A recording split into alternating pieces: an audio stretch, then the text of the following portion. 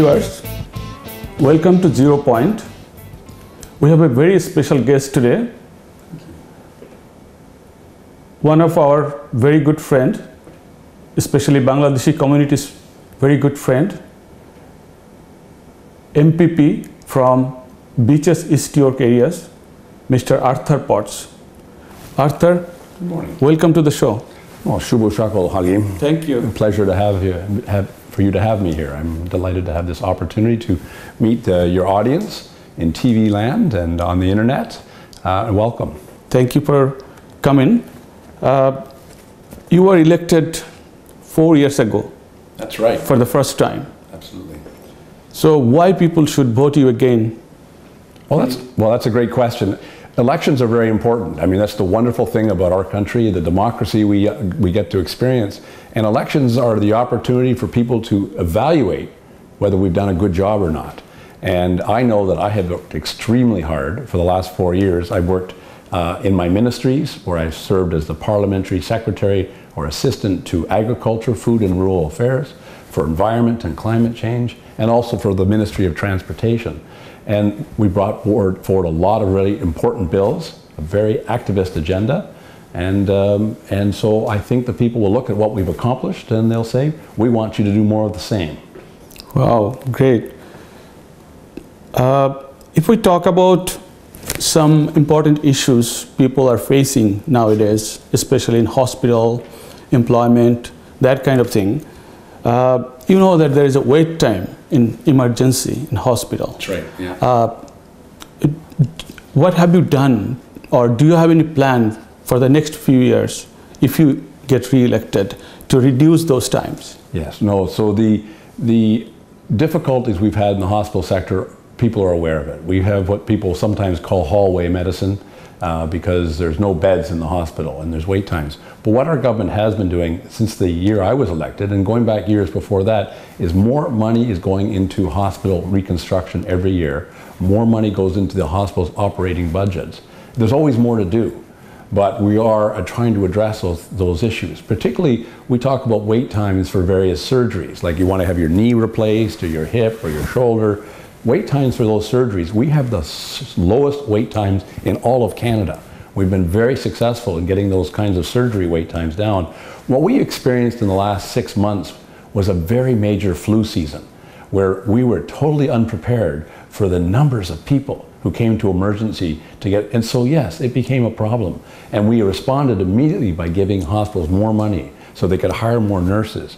And we're building more hospitals. For instance, in my community, Beaches East York, we have the Michael Garron Hospital. It was formerly known as Toronto East General Hospital. And so many people in the Bengali community use that hospital.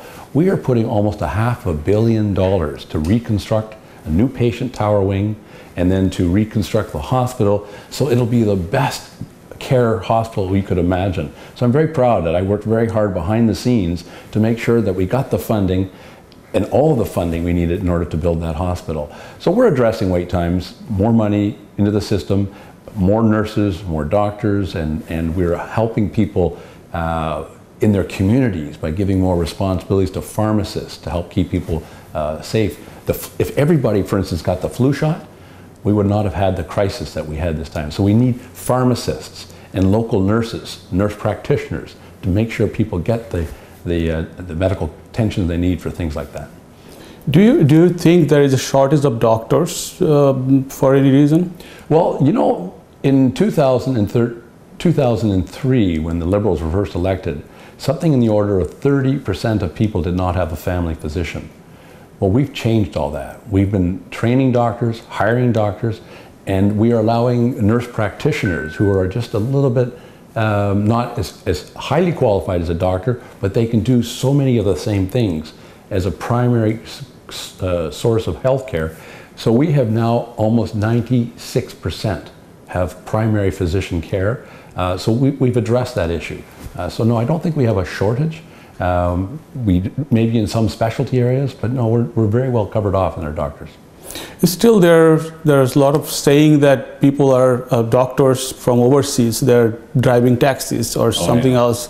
Do you have any plan, or what would you do if you are re-elected again. Yeah, no, you know, people should be able to find a way, we should find a way that they can be qualified in the professions, that their expertise in their own countries, when they come to Canada, we don't want to lose that expertise. And it's not just doctors. And I met a doctor last night at an iftar, and she is going through the qualifications here so that she can activate her medical certificates in Canada, and I was delighted to hear that. We need to find a way to make it more streamlined. It's not just doctors, it's engineers. And I've been working with the Engineer Society, for instance, that one of the requirements to be an engineer in Ontario is you have to be able to be fluent in English. Well, that's a systemic barrier. If I were a Bengali who's come here as an engineer and I work for a firm which is headed up by Bengalis, why do I have to speak English to do my profession? Right? So they're looking at that as being a barrier, and I'm hoping we can resolve that so that, you know, as long as within the system you can interact with your customer base, but it doesn't have to be every person who's providing the system. So I'm hoping we can get more work done on that. Very nice to see that. A few more things. You have done, because of you were elected representative from the area, a lot of Bangladeshis lives that area. And I'm not sure if you tell us for our viewers that you declared, your parliament declared Heritage Month. Oh, that's right, yeah. Month of March. Yeah. Can you tell us how did it happen? Oh, that's good. That's an excellent question. See, Halim, we have these opportunities we call private member bills, where an individual person, a backbencher, not the cabinet ministers, but a backbencher, and I was a backbencher, can bring forward a bill to help people in different ways. And one of the bills that was brought was through my friend Lorenzo Berardinetti, and he's running in Scarborough Southwest. And we share a lot of people from Bangladesh, my community and in his community. In fact, in my community, almost 7% of my voters are from Bangladesh. It is the #2 mother language spoken in my community. So it's a very important community. And as I got to know the Bangladeshi people and Lorenzo, we got together and he said, I'm going to bring a private members bill to celebrate the month of March, the month of independence, so that we can talk about Bengali culture and take this as an opportunity to raise the Bengali flag, the setting sun over the fields, raise that at Queen's Park, and we can sing the Bangladesh anthem, and we can sing the Canadian anthem together, because that's the great strength of this country, is we welcome cultures from around the world, and they enrich us, and we enrich them. So it was a fantastic. So he brought that bill forward. I spoke to it. And we had members of the community actually in the legislature, and maybe some of the viewers were there, you know, to listen to the debate, to celebrate the culture of Bangladesh. And then we voted on it, and it went to third reading. It was voted and passed unanimously in the House so that we could celebrate it. And we celebrated this month, this year, or last year, this year, 2018, yeah, for the first time. I was there. Yeah, it was good to see you. That's right, honey. Excellent. You said about raising flag. Was that flag raising event was part of the Heritage Month? We started raising flag 3 years ago, and that was an initiative that I took. And we could make an application with you took the initiative? Yes, to work with the community to make an application to raise the flag. We do it for many cultures. You know, we do it for the Italians have a flag raising, the Portuguese have a flag raising, and it celebrates the multicultural diversity of our province. So we arranged that. So and we tried to do it around March 26th, right, which is, I believe, yes, right, it's a very important day in the community. Exactly. So yes, we've done that now 3 years, and look forward to doing it again. Independence Day of Bangladesh. Yes. Let's talk about something else. What else significant role have you played to improving our community's life, for example, in terms of employment, if I say, creating new jobs or community center? That's right. Well, that's very important. One of the roles that government can take is to stimulate the economy and to find ways of investing in local jobs. We have a program called the Jobs Prosperity Fund. And what it does is it takes taxpayers' money And we respect that fact that this is money that harder working people have put into the coffers of the province, but we use it to leverage investments from the private sector so that we'll put in some dollars and the private sector puts in more dollars. And what we're really doing is giving an advance to the company of money that we'll get back in the tax revenues from the jobs they create. So when the auto industry was in trouble, we loaned the auto industry money to keep them afloat. So when the auto industry started to bounce back up, we already had this infrastructure of manufacturing, and we kept tens of thousands of jobs alive in Ontario because of it.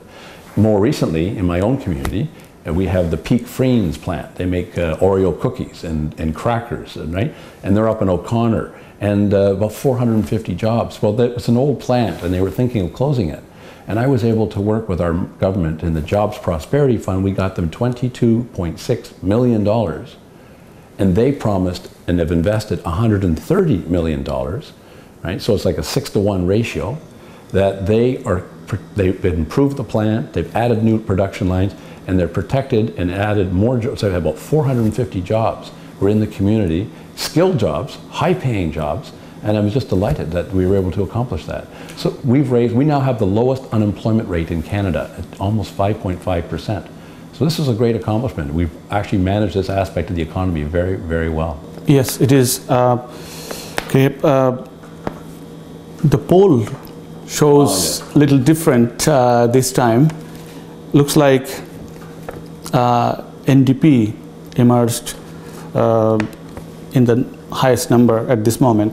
What would you say about that? Yeah, well, you know, polling is an interesting vehicle for discussion because polls are supposed to represent what people are thinking. And I'm seeing now a whole new direction in polling where they're trying to drive what people are thinking. People ask questions in a very specific way to get a very specific result. I do not experience the polls at the doors where I'm knocking on it. And I can tell you, I speak with my colleagues. We had 57 in the House. None of them are experiencing the polls at the door. The polls are about the leaders, right? And they talk about people's attitude to leadership. But when you actually go down into the riding level and ask people who are you going to vote for, you'd be very surprised to know that it's quite different than the polls. So I know in our community, people are very happy with the service I provided. And so my role doesn't reflect. In the polls, they project based on people's perceptions at the top, what will happen based on historical writing data. So the polls would have me lose. But that's just not what's going to happen. So people need to stop reflecting on what the polls are saying, look into their hearts about who they are who represents them, and ask themselves the simple question, have they done a good job? Have they been a good representative in the community? Because you want the experience and the effectiveness of people who represent your values to be back at Queen's Park, regardless of which party. Who do you think, you have two other candidates, one from NDP and one from PC, Conservative Party. Mm-hmm. Who will be the contestant? Yeah, I mean, we actually, I think there are seven people running for this seat. Some independents and other parties. We call them fringe parties because they really. But including Deborah Scott, who is a Green Party member, and she's come to all the debates, and that's been great to have her add her voice for environmental protection. The Conservative candidate hasn't even bothered to come to any of the debates so that people know what the Conservative Party is in our area. All they're doing is looking at the papers and the polls. And you know, that's, for me, that's a very terrible thing that someone doesn't take the time to try to get to know the community that they are running in. And so the Conservatives aren't a factor in this riding at all. The Greens, wonderful, wonderful platform. I'm actually considered the most green candidate. I was endorsed by what's a group called the Green Political Action Committee, an umbrella group of all the environmentalists in Ontario, and I'm one of only 7 that they've endorsed because of my environmental stewardship and activism, right? So, but in our riding, it's between me and the NDP. And so we take a look at our respective platforms, but more importantly, I think you take a look at who has the experience, who's the most effective, and I think when people make that measure, I will come out and be the choice for most people in Beaches, East York. So you were environmentalist before you come to the politics. What brings you to the politics? That's a very good question. You know, I discovered that if I could get elected, I could bring my environmental concerns into the legislature and make very positive decisions or direction for our government. And I've been very successful. Our government has brought in this cap and trade program to help reduce our carbon footprint. And it has put a price on carbon. We put 4.3 cents a liter on gasoline. But this has raised a lot of money that we can give back to people in terms of doing renovations in their houses to get more insulation or better windows and doors, these little smart meters so that they use less natural gas. And this will help them save money, reduce their carbon footprint, and we need to do this because climate change is here. So we brought in this program, and I was instrumental in getting it through the legislature and in implementing it as the parliamentary assistant to the Minister of Environment and Climate Change. I've also done projects around energy. We have a program called Power to Fuel that takes the surplus electricity in our province, which is undervalued, and we sometimes we have to give it away because we have too much power, but we're going to use this to create things like hydrogen, which is a carbon-free source of heat and transportation fuel. And I initiated this and made sure that we had this in our long-term energy plan because of my concerns about the environment. And lastly, the nice interesting point is we have car ferries that go from the city of Kingston to two big islands, Wolf Island and Amherst Island. We're going to rebuild these ferries, Ministry of Transportation, and they want them to be diesel ferries. And I said, no, not in this day of climate change. We want to make sure these are going to be powered by electricity, that we can use the power we already have that's undervalued, put them into the ferries, and now we just announced 3 months ago, those ferries will be electric. And that was an initiative because of my environmental stewardship. Wonderful. Do you have any regret that, or like last 4 years, you wanted to achieve but you could not? Do you have anything in your mind that this is what I would have done better or differently? It took a year or so to understand how slow the machinations of government can be. I wish I had understood that a little earlier. So there were certain initiatives that I've taken that didn't quite finalize. And I wish we had more time, and that is around encouraging more technologies to again help in reducing our carbon footprint. So getting hydrogen-powered cars onto the street with charging stations is something I'm very much active, and I hope we can do some more with. We have a plan to put hydrogen-powered cement trucks or tractors to pull freight so that they will be non-polluting instead of big diesel motors that pollute the air with both carbon and sulfur and all these other pollutants. They'll be a clean running hydrogen powered. When you run hydrogen, the only emissions are water and oxygen, and that's a good thing. So we want to do more of that, and I hope to do more in the future. Wonderful. One thing that minimum wage raised, that you claim that was one of your successful for the people well-being. But there is a lot of impact because of minimum wage raised. A lot of commodities priced are very high right now. What do you say about that? Yeah. Well, it is absolutely fundamentally important that when people work a full work week, they should be able to afford to feed their families. And what we realized that the minimum wage at $11.80 wasn't providing that for the families. People were starting to earn the minimum wage their entire career. It wasn't really a minimum wage anymore, an entry rate. It was the ceiling that people were working. So we made a change. We call it now a living wage. And we're going to go from 14, it was this year, to 15 next year. And it helps people. The price impacts are minimal. People will make a lot, will over-exaggerate the price impacts. I own a restaurant downtown Toronto, and the impact for us for pricing was like 0.2%. Just raise the price up a little bit. That just covered off the cost of inflation. And so for the few people in my restaurant who worked at the minimum wage, they're actually going to do very well. So you also look at the job numbers. When we brought the minimum wage, people say, oh, I have to lay off all these people. We're not seeing that in the job numbers. January, there was a drop in employment, but there usually is in January. Now we're seeing those employment come back up, And as I said, we are at 5.5% unemployment. That is lower than what we call the natural rate of unemployment. So this is a good time, because anyone who has lost their job for minimum wage, there's other jobs available. They just have to be retrained for them, seek them out and train them. And I tell businesses, and I think this is very important, if your business plan is premised on paying people a wage that impoverishes them, you need to rethink your business plan, because business should be there to provide service and to help their employees have productive lives. And we know that at 1180 it wasn't. 14 is better. We're going to 15 next year if we get reelected. And I think it's helping families. We saw this week, the Toronto Star had an article about the reduction in the use of food banks. This is the first time this has ever happened.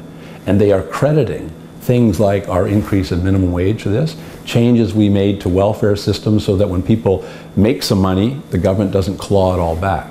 So we're providing, and also for the changes we made to giving children free prescription drugs to 25, up to the age of 25. So this has kept more money in people's pocket, so they're not going to the food bank so much. So it's been actually a very good success story.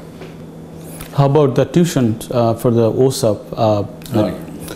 Would you say a few words for? Sure, happily, because we know that with Ontario Student Assistance Plan, OSAP, that we try to assist people who are low income so that everybody has an equal opportunity to get the graduate school or the postgraduate education that they want, that they need to get jobs in the new economy.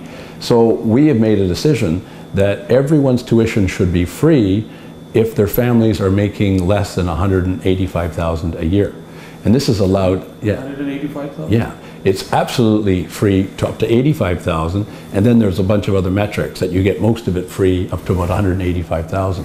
This has been allowed hundreds of thousands of students to reduce the debt load that they carry when they finish school because they have the money. They still have to find a way to pay for their books and pay for their housing and their food and such, and that's part-time work and that's financial assistance, that may be living at home.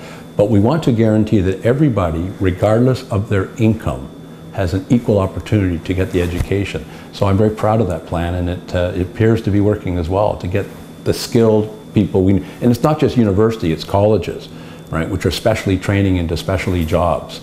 So I'm very, very proud about that. Excellent. If you get re-elected, I hope you will, what would be your plan that things you have not done in the past?